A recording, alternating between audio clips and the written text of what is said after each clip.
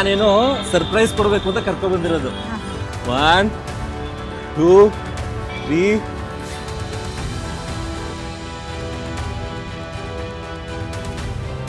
ಬಾ ಓಪನ್ ಮಾಡವ. ಖುಷಿ ಆಯ್ತವ?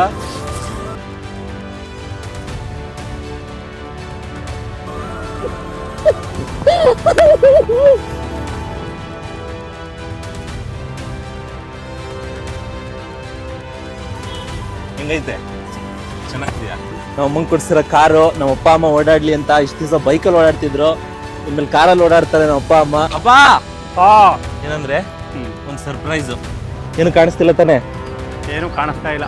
ಏನು ಕೊಟ್ಟರು ಒಂದು 5 ರೂಪಾಯಿನ ಇದು ಕೊಟ್ಟರು ಸಂತೋಷ. ಇದೇ ಗಿಫ್ಟ್.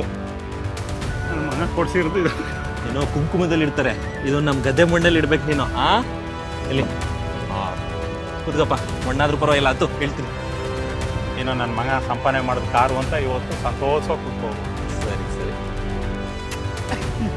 ಇದೆಲ್ಲ ಆಗಿದೆ ಅಂದರೆ ನಿಮ್ಮೆಲ್ಲರೂ ಆಶೀರ್ವಾದ, ನಿಮ್ಮೆಲ್ಲರೂ ಬೆಂಬಲ, ನಿಮ್ಮೆಲ್ಲರ ಪ್ರೀತಿಗೆ ಸದಾ